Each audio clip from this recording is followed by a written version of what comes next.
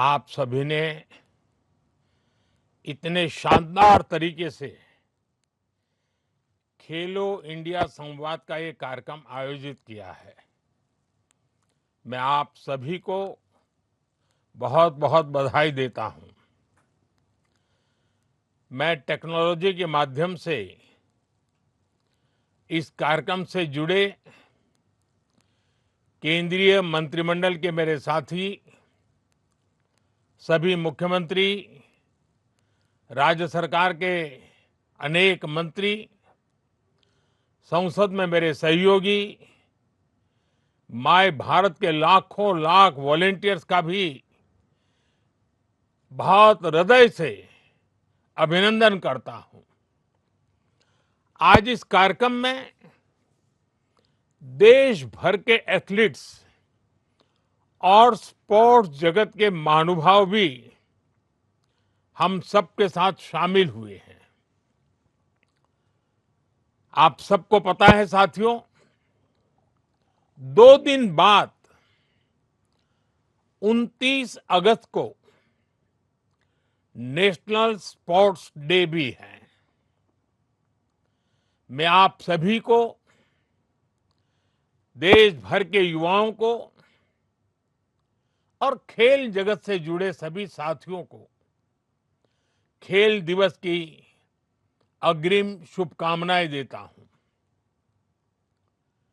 ये दिन मां भारती की एक महान संतान मेजर ध्यानचंद जी को उनको याद करने का भी अवसर होता है। 100 वर्ष पहले भारतीय सेना की हॉकी टीम न्यूजीलैंड के दौरे पर टूर पर गई थी और उस टीम में ध्यानचंद जी भी थे। वो टूर भारत और न्यूजीलैंड के स्पोर्ट्स रिलेशंस के 100 वर्ष पूरे होने का आधार है। कुछ दिन पहले मैं न्यूजीलैंड की यात्रा पर गया था। तब भी मैंने न्यूजीलैंड में उन्हें याद किया था।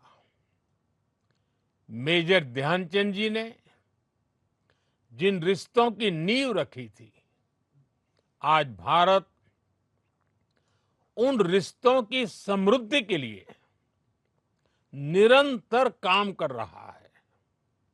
साथियों, मैंने इस 15 अगस्त को लाल किले से भारत का स्पोर्ट्स विजन देश के सामने रखा है। जब मैं स्पोर्ट्स की बात करता हूं तो ये केवल मेडल जीतने तक सीमित नहीं है। ये विकसित भारत के निर्माण में भारत की खेल शक्ति और भारत की युवा शक्ति को एक साथ जोड़ने का अभियान है। मैं हमेशा कहता आया हूं, जो खेले वो खिले। और खेल में खिलना सिर्फ मैदान पर जीतना नहीं है। खेल में खिलना मतलब व्यक्तित्व का खिलना, परिवार का खिलना और देश का गौरव बढ़ाना। साथियों, जब कोई खिलाड़ी सफल होता है तो वो सफलता केवल उसकी नहीं होती, उसकी सफलता से उसके परिवार की पहचान बनती है, प्रतिष्ठा बढ़ती है। जिस स्कूल और कॉलेज में वो पढ़ा, उसकी प्रतिष्ठा बढ़ती है। उसके जिले और राज्य की पहचान और मजबूत होती है। यानी दुनिया उस खिलाड़ी के नाम से उस शहर या राज्य को पहचानने लगता है। और जब ऐसी अनेक सफलताओं को लेकर कोई क्षेत्र ग्लोबल स्पोर्ट्स मैप पर चमकता है, तो दुनिया का उस शहर को देखने का नजरिया भी बदल जाता है। आज के इस कार्यक्रम में देश के जिन सैकड़ों जिलों के खिलाड़ी जुड़े हुए हैं, हर जिले में दुनिया के स्पोर्ट्स मैप पर चमकने की ताकत है। इस ताकत को समझते हुए ही हमें इस संवाद कार्यक्रम को आगे बढ़ाना है। साथियों, इस बार लाल किले से मैंने खेलों से जुड़ी एक बहुत बड़ी चुनौती की तरफ भी देश का ध्यान दिलाया है। ये चुनौती ओलंपिक्स से जुड़ी है।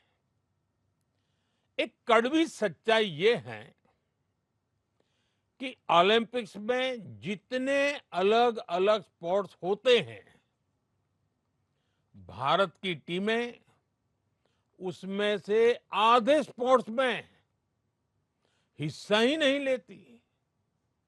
यानी मेडल टैली के एक बहुत बड़े हिस्से के लिए तो हम compete ही नहीं करते। और दशकों से ऐसा ही चला आ रहा है। 2012 के ओलंपिक्स में उस समय भारत ने सिर्फ 2012 में सिर्फ 13 खेलों में हिस्सा लिया था। 20 से ज्यादा खेलों में तो भारत की भागीदारी ही नहीं थी। और इन 20 से ज्यादा खेलों में कई सारे खेल ऐसे हैं जिनका नाम तक देश में लोगों ने शायद ही सुना हो। दुनिया के दूसरे देश उन खेलों में मेडल जीतते हैं और हम उनमें हिस्सा ही नहीं लेते। हमें मेडल टैली बढ़ाने के लिए इन खेलों में भी महारत हासिल करनी ही होगी।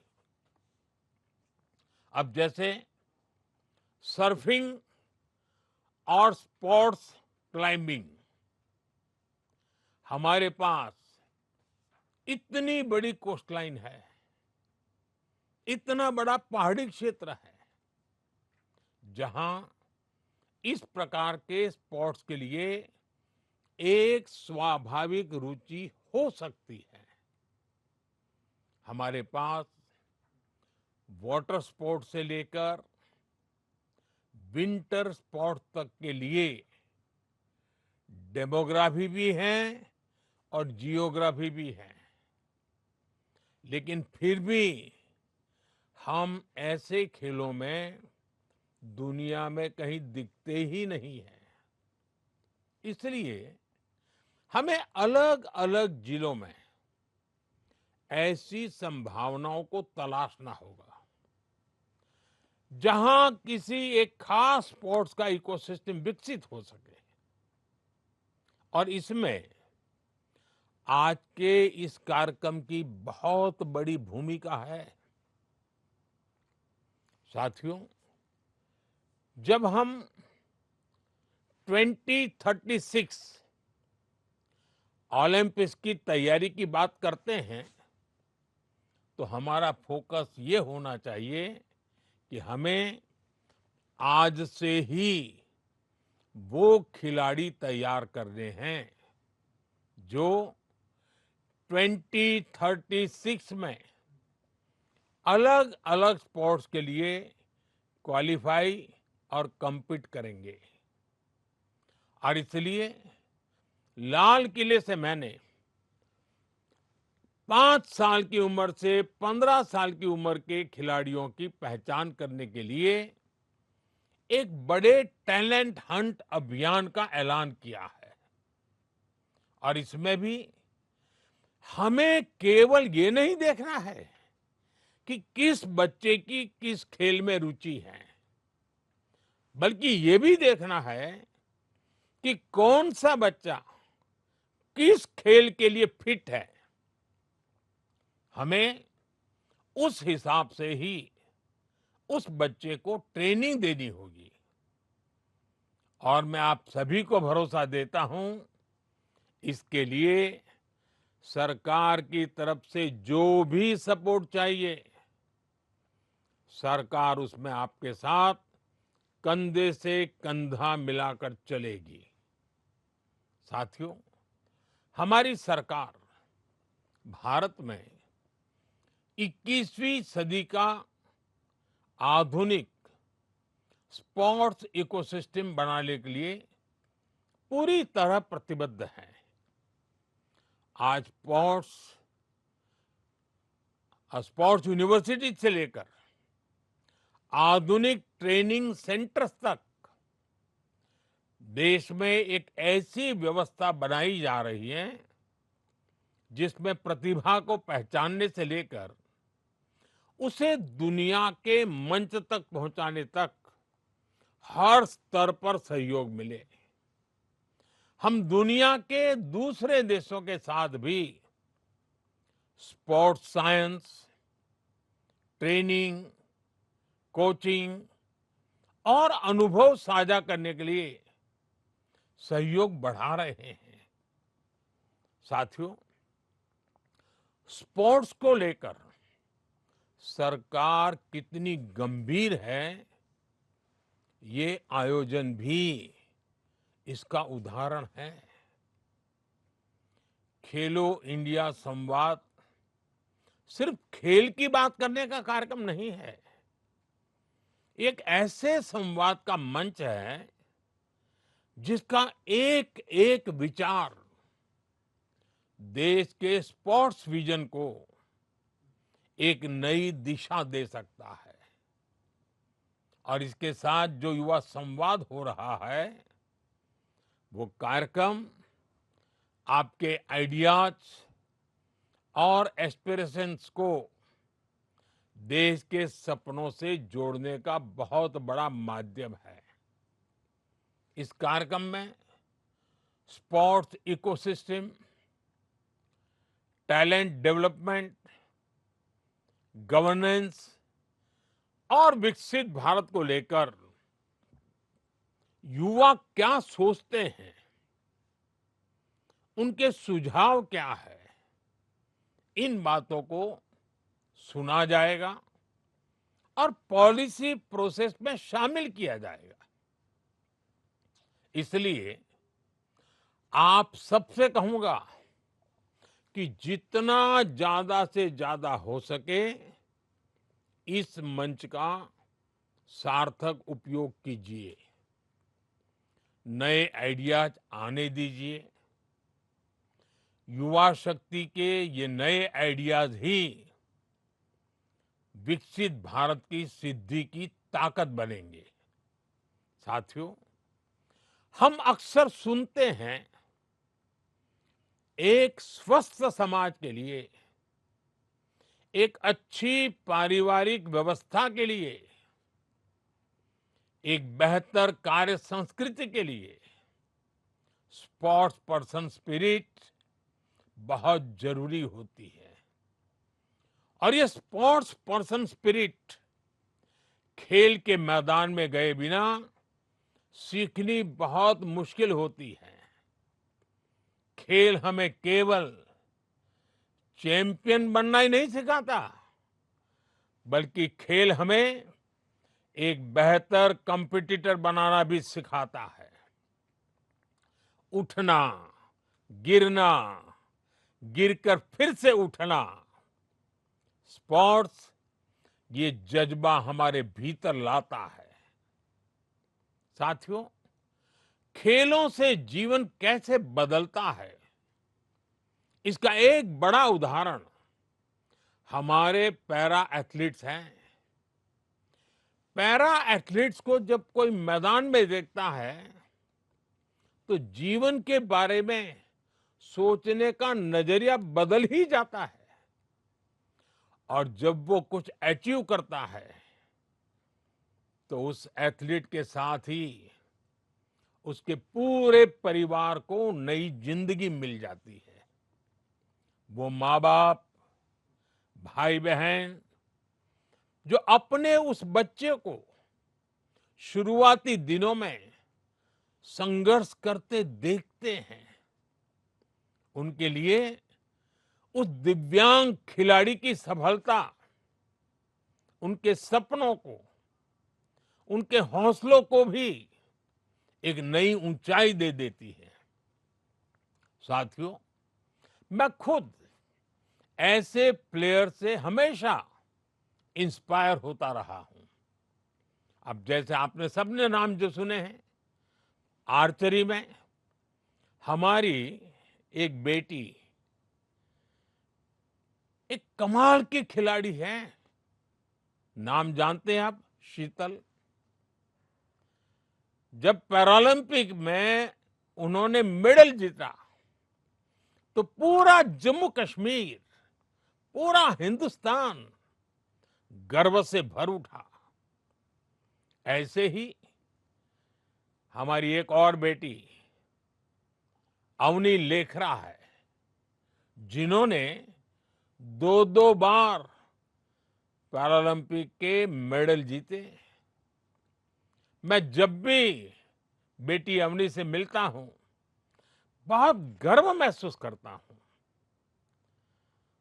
सुमित अंतिल हो, नीतीश कुमार हो, और अभी अभी तो आपने नाम सुना होगा हमारे जंडू कुमार। ऐसे हमारे पैरा एथलीट्स हैं। ऐसे हर साथी हमें भी प्रेरित करते हैं। साथियों, स्पोर्ट्स एक बेहतर जीवन की गारंटी है। स्पोर्ट्स हमें बेहतर जीवन जीने के लिए फिट बनाता है, हमारी क्वालिटी ऑफ लाइफ को बेहतर करता है। हम सभी फौजा सिंह जी के बारे में जानते हैं। पिछले वर्ष 100 वर्ष से ज्यादा की आयु में फौजा सिंह जी का निधन हुआ है। खेल के प्रति प्यार हो, फिटनेस हो, तो ये कैसे जीवन पर्यंत चलता है, फौजा सिंह जी इसकी मिसाल थे। उनका जीवन इस बात की बहुत बड़ी प्रेरणा है कि कैसे स्पोर्ट्स और क्वालिटी ऑफ लाइफ आपस में जुड़े हुए हैं। साथियों, स्पोर्ट्स का एक और बहुत बड़ा फायदा होता है, जो असली खिलाड़ी होते हैं उनमें ड्रग्स, नशे से दूर रहने की इच्छा शक्ति भी पैदा हो जाती है। आज जब नशे की इतनी बड़ी चुनौती युवाओं के सामने है, तो स्पोर्ट्स इसमें भी बहुत सार्थक भूमिका निभाता है। साथियों, मुझे खुशी है कि आज भारत में स्पोर्ट्स एक बेहतरीन प्रोफेशन के तौर पर उभरा है। समाज में स्पोर्ट्स को लेकर नजरिया बदला है। आज आप देखिए, हमारे देश में लोग ट्रायथलॉन में हिस्सा ले रहे हैं।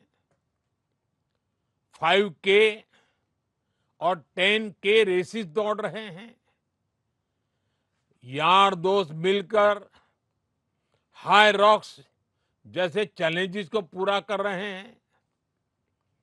कोई पहली बार शीर्षासन करने की खुशी मना रहा है, तो कोई दोस्तों और फैमिली के साथ मिलकर पीकल बॉल और बैडमिंटन खेल रहा है। ये छोटी छोटी चीजें हैं, लेकिन अगर इसको एक बड़े नजरिए से देखें तो इसमें बहुत बड़ा चेंज नजर आएगा। चेंज ये कि स्पोर्ट्स अब हमारी जिंदगी का हिस्सा बन रहा है। अगर पढ़ाई और कैरियर का टाइम टेबल बन रहा है, तो दिन भर के रूटीन में स्पोर्ट्स को भी जगह मिल रही है। और यही चेंज है, यही परिवर्तन है, जिसके कारण भारत के स्पोर्ट्स फ्यूचर पर भरोसा भी बढ़ रहा है। साथियों, देश में स्पोर्ट्स कल्चर तभी बनता है जब सामान्य मानव इससे जुड़े। जब स्कूल्स स्पोर्ट्स के पीरियड को करिकुलर नहीं, जीवन का हिस्सा माने। जब ऐसा होता है तो इससे टैलेंट पूल भी बढ़ता है और स्पोर्ट्स को करियर मानने वाले बच्चों को उनकी फैमिली का सपोर्ट भी मिलता है। और इसलिए ही मैं कहता हूं, स्क्रीन से ज्यादा स्पोर्ट्स सेंटर्स की अहमियत है। प्ले स्टेशन से ज्यादा प्ले ग्राउंड की अहमियत है। और ये तभी होगा जब आप सब युवा साथी इस अप्रोच को आगे बढ़ाएंगे। साथियों, मुझे भारत की युवा शक्ति के सामर्थ्य और उसकी सफलता पर बहुत भरोसा है। मैं देश के हर युवा से कहना चाहता हूं, खेल के मैदान में हो या समाज के बीच, आपकी भागीदारी ही भारत की शक्ति है। आपको खेल से प्यार है तो इससे जुड़ने के अनेक माध्यम बन रहे हैं। अब नए नए स्पोर्ट्स इक्विपमेंट आ गए हैं, नई टेक्नोलॉजी आ गई है, ट्रेनिंग और कोचिंग के तरीके बदल गए हैं। खेलों के आयोजन की, उसकी प्रतिस्पर्धा की, उसकी विधाओं की जरूरतें बदल गई हैं। इक्विपमेंट डिजाइन है, स्पोर्ट्स टेक्नोलॉजी है, स्पोर्ट्स मेडिसिन है, न्यूट्रिशन है, साइकोलॉजी, एनालिटिक्स, ऐसे अनेक क्षेत्रों में युवाओं के लिए नए अवसर बन रहे हैं। आपको ये अवसर छोड़ना नहीं है। इसलिए इस संवाद में खुलकर अपने आइडिया सामने रखिए। युवा शक्ति की ये भागीदारी विकसित भारत की सबसे बड़ी ताकत है। एक बार फिर आप सभी युवा साथियों को बहुत बहुत शुभकामनाएं। धन्यवाद। वंदे मातरम।